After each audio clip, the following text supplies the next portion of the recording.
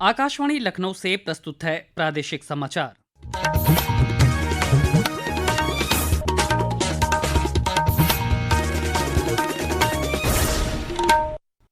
मुख्य समाचार। मुख्यमंत्री योगी आदित्यनाथ आज प्रयागराज में विभिन्न धार्मिक और सांस्कृतिक कार्यक्रमों में हुए शामिल। कुंभ की आस्था और जलवायु परिवर्तन विषयक सम्मेलन को भी किया संबोधित। महाकुंभ में आज राज्यपाल आनंदीबेन पटेल, केंद्रीय मंत्री नितिन गडकरी और धर्मेंद्र प्रधान ने लगाई आस्था की डुबकी। नई दिल्ली रेलवे स्टेशन पर कल रात हुई भगदड़ में 18 लोगों की हुई मौत पर मुख्यमंत्री ने जताया शोक। घटना की जांच के लिए उच्च स्तरीय समिति गठित। और वाराणसी में काशी तमिल संगमम 3 में आज दूसरे दिन तमिल मेहमानों ने गंगा स्नान के बाद प्राचीन मंदिरों में किया दर्शन पूजन। नमस्कार, प्रदेश के समाचारों के साथ मैं शैलेंद्र और अब समाचार विस्तार से। मुख्यमंत्री योगी आदित्यनाथ ने आज प्रयागराज में कुंभ की आस्था और जलवायु परिवर्तन सम्मेलन को संबोधित करते हुए कहा कि आस्था के साथ साथ हमें जलवायु परिवर्तन के कारकों पर विचार करते हुए उसके निवारण का उपाय करना होगा। उन्होंने कहा कि जीव जंतु सभी का जीवन चक्र मनुष्य के साथ जुड़ा हुआ है, उनका अस्तित्व रहेगा तो हमारा भी अस्तित्व रहेगा।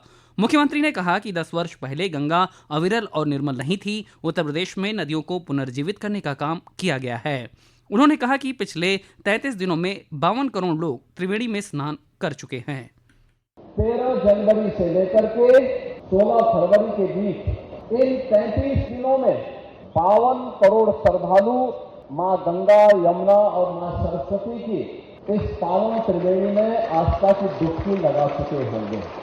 और जो भी डुबकी लगा रहा है वो एक आध्यात्मिक ऊर्जा का अनुभव करके अपने अनुभव को जो अपने गांव में और अपने आसपास के क्षेत्र में साझा कर रहा है, तो वहां से फिर बड़े पैमाने पर श्रद्धालु आकर के इस पूरे आयोजन को सफलता की नई ऊंचाई तक पहुंचा रहे हैं कि दुनिया का ये सबसे बड़ा आयोजन बन गया। मुख्यमंत्री ने कहा कि जलवायु परिवर्तन रोकने के लिए जन भागीदारी आवश्यक है। उन्होंने कहा कि सरकार अपने स्तर पर कार्य कर रही है, लेकिन हमारा भी प्रयास होना चाहिए कि हम भी इसमें कैसे भागीदार बन सकते हैं। मुख्यमंत्री ने कहा कि उत्तर प्रदेश में पिछले 8 वर्षों के दौरान हमारी सरकार ने 210 करोड़ वृक्षारोपण किया है। उत्तर प्रदेश में पिछले 8 वर्ष के अंदर हमारी सरकार ने 210 करोड़ वृक्षारोपण किए। डीजल से चलने वाली बसेस के स्थान पर इलेक्ट्रिक बस को प्राथमिकता दी।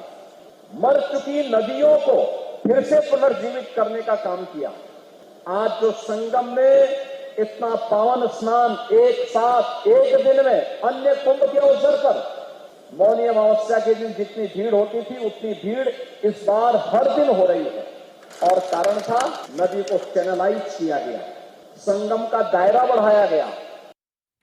इस अवसर पर जगत गुरु शंकराचार्य स्वामी वासुदेवानंद सरस्वती, परमार्थ आश्रम के प्रमुख स्वामी चिदानंद सरस्वती, मुनि जगत गुरु स्वामी मुकुंदानंद, वन एवं पर्यावरण मंत्री डॉक्टर अरुण कुमार सक्सेना एवं राज्य मंत्री केपी मलिक समेत विधायक व अधिकारी उपस्थित रहे। मुख्यमंत्री योगी आदित्यनाथ ने आज प्रयागराज में साधु संतों से भी मुलाकात की। मुख्यमंत्री ने यहां जूना अखाड़े के आचार्य महामंडलेश्वर अवधेशानंद गिरी से भेंट कर महाकुंभ की व्यवस्थाओं पर चर्चा की। इसके बाद वे सदाफल आश्रम में स्थित सर्ववेद महामंदिर ट्रस्ट पहुंचे, जहां उन्होंने साधु संतों से मुलाकात की। मुख्यमंत्री ने संत समाज के साथ संवाद कर महाकुंभ की व्यवस्थाओं का फीडबैक लिया और वहीं संतों ने योगी सरकार की तैयारियों की सराहना की। प्रयागराज महाकुंभ में श्रद्धालुओं के पहुंचने का सिलसिला लगातार जारी है। अब तक लगभग 51 करोड़ 47 लाख से अधिक श्रद्धालुओं ने संगम में डुबकी लगाई है। इसी क्रम में आज राज्यपाल आनंदीबेन पटेल, केंद्रीय सड़क परिवहन मंत्री नितिन गडकरी और केंद्रीय शिक्षा मंत्री धर्मेंद्र प्रधान ने संगम में पवित्र स्नान किया। राज्यपाल ने त्रिवेणी में स्नान के साथ ही बड़े हनुमान मंदिर, अक्षयवट और सरस्वती कूप में दर्शन पूजन भी किया। महाकुंभ में स्नान के बाद अभिभूत हुई राज्यपाल श्रीमती पटेल ने कहा कि यहाँ श्रद्धालुओं के लिए बेहतरीन व्यवस्था की गई है। इस समय बड़ी संख्या में श्रद्धालु संगम में आकर स्नान कर रहे हैं और प्रशासन का पूरा प्रयास है कि किसी भी श्रद्धालु को कोई भी परेशानी ना हो। वहीं केंद्रीय मंत्री नितिन गडकरी ने कहा कि मुझे बहुत खुशी है कि मां गंगा के दर्शन हुए। उन्होंने कहा कि लाखों लोग कुंभ मेले में पहुंच रहे हैं, जो इस आयोजन की लोकप्रियता को दर्शाता है। उधर केंद्रीय मंत्री धर्मेंद्र प्रधान ने सपरिवार संगम में स्नान करने के बाद अपने सोशल मीडिया प्लेटफॉर्म पर लिखा, मां गंगा, यमुना और सरस्वती की दिव्य धाराओं के संगम में सपरिवार आस्था की डुबकी लगाना मेरा असीम सौभाग्य है।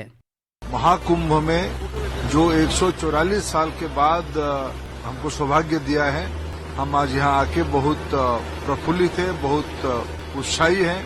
हमें एक सनातनी के नाते हमारा आस्था का एक परम अवसर हमको दिया है। केंद्रीय मंत्री धर्मेंद्र प्रधान ने महाकुंभ में आयोजित एक जिला एक उत्पाद प्रदर्शनी का भी अवलोकन किया। उन्होंने कुशीनगर जिले के प्रसिद्ध केले के रेशे से निर्मित कालीन की खरीदारी की और इसकी गुणवत्ता को जमकर सराहा। उन्होंने कहा कि उत्तर प्रदेश सरकार की ये योजना न केवल स्थानीय कारीगरों को सशक्त बना रही है, बल्कि वैश्विक स्तर पर प्रदेश के उत्पादों को नई पहचान दिला रही है। ये समाचार आप आकाशवाणी लखनऊ से सुन रहे हैं। ताज़ा समाचार जानने के लिए आप हमारी वेबसाइट newsonair.gov.in पर लॉगिन कर सकते हैं। इसके साथ ही आप प्रादेशिक समाचारों का ये बुलेटिन हमारे YouTube channel news on AIR Lucknow पर भी सुन सकते हैं।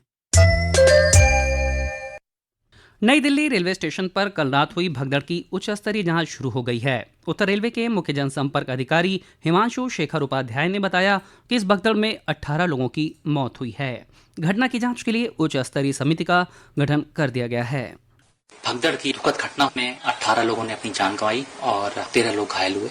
एक उच्च स्तरीय समिति का गठन किया गया है, जिसमें Pankaj Gangwar, principal chief security commissioner northern railway, और Narsingh Das, principal chief commercial manager northern railway की अगुवाई में 2 सदस्यीय समिति का गठन किया गया है। दिल्ली पुलिस भी भगदड़ से पहले के घटनाक्रम का पता लगाने के लिए CCTV फुटेज का विश्लेषण करेगी। उत्तर रेलवे ने इस घटना में मारे गए लोगों के परिजनों और गंभीर तथा मामूली रूप से घायलों को मुआवजा देने की घोषणा की है। रेलवे द्वारा मृतकों के परिजनों को 10 लाख रुपए, गंभीर रूप से घायल लोगों को 2.5 लाख रुपए और मामूली रूप से घायल लोगों को 1 लाख रुपए के मुआवजे का ऐलान किया है और मुआवजा वितरित भी किया जा रहा है। और जो मृतक दूर क्षेत्रों के रहने वाले हैं उनको डेड बॉडी भेजने के लिए रेलवे का एक स्टाफ भी उनको अकम्पनी कर रहा है। प्रधानमंत्री नरेंद्र मोदी ने नई दिल्ली रेलवे स्टेशन पर हुई भगदड़ में जान जाने और कुछ के घायल होने की घटना पर शोक जताया है। वहीं रेल मंत्री अश्विनी वैष्णव ने सोशल मीडिया एक्स पर घटना पर दुख व्यक्त किया है। उन्होंने कहा कि 4 स्पेशल ट्रेनों से यात्रियों को प्रयागराज भेजा गया है। मुख्यमंत्री योगी आदित्यनाथ ने हादसे में हुई जनहानि को अत्यंत दुखद बताते हुए कहा कि उनकी संवेदनाएं शोक संतप्त परिवारों के साथ हैं। रेलवे बोर्ड के अधिकारियों के मुताबिक ये घटना उस समय हुई जब बीती रात नई दिल्ली रेलवे स्टेशन पर प्रयागराज जाने वाले यात्रियों की भीड़ के बीच धक्का मुक्की होने से प्लेटफॉर्म पर भगदड़ मच गई। वाराणसी में काशी तमिल संगमम 3 के दूसरे दिन आज तमिलनाडु से आए मेहमानों ने गंगा स्नान के बाद प्राचीन मंदिरों में दर्शन पूजन किया। सभी मेहमानों को मंदिरों के इतिहास और भव्यता के बारे में जानकारी दी गई। इसके बाद तमिल मेहमान हनुमान घाट स्थित प्रसिद्ध कवि सुब्रमण्यम भारती के घर गए और उनके परिवार के सदस्यों से मुलाकात की। उधर काशी हिंदू विश्वविद्यालय में काशी तमिल संगमम 3 के अंतर्गत आयोजित हो रहे बौद्धिक कार्यक्रमों की श्रृंखला में आज विशेष शैक्षणिक सत्र का आयोजन किया गया, जिसमें विद्वानों, शिक्षकों और विद्यार्थियों ने कई महत्वपूर्ण विषयों पर विचार विमर्श किया। बाराबंकी जिले में लोनी कटरा थाना क्षेत्र स्थित पूर्वांचल एक्सप्रेसवे पर आज सुबह एक टेम्पो ट्रेवलर और बस की भिड़ंत में एक महिला सहित 4 लोगों की मौत हो गई और 6 लोग घायल हो गए। दोनों वाहन अयोध्या जा रहे थे। सभी मृतक और घायल टेम्पो ट्रेवलर में सवार थे। 2 घायलों को लखनऊ के ट्रॉमा सेंटर में भर्ती कराया गया है। अन्य 4 घायलों का इलाज जिला अस्पताल में चल रहा है। मुख्यमंत्री युवा उद्यमी विकास प्रोत्साहन योजना में श्रावस्ती जिले को प्रदेश में पहला स्थान मिला है। श्रावस्ती के जिलाधिकारी अजय कुमार द्विवेदी ने आज मीडिया से ये उपलब्धि साझा करते हुए जिले के सभी नागरिकों और अधिकारियों को बधाई दी है।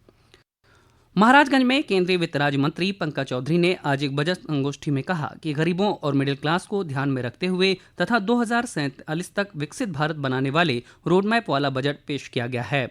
उन्होंने कहा कि केंद्र सरकार का आम बजट आम आदमी के जीवन में खुशियां लाने वाला है। और अंत में मुख्य समाचार एक बार फिर।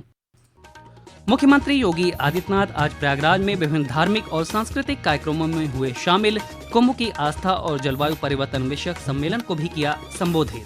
महाकुंभ में आज राज्यपाल आनंदीबेन पटेल, केंद्रीय मंत्री नितिन गडकरी और धर्मेंद्र प्रधान ने लगाई आस्था की डुबकी। नई दिल्ली रेलवे स्टेशन पर कल रात हुई भगदड़ में 18 लोगों की हुई मौत पर मुख्यमंत्री ने जताया शोक। घटना की जांच के लिए उच्च स्तरीय समिति गठित। और वाराणसी में काशी तमिल संगमम 3 में आज दूसरे दिन तमिल मेहमानों ने गंगा स्नान के बाद प्राचीन मंदिरों में किया दर्शन पूजन। इसी के साथ प्रादेशिक समाचारों का ये बुलेटिन समाप्त हुआ। अगला बुलेटिन रात 8 बजे FM पर प्रसारित किया जाएगा। नमस्कार।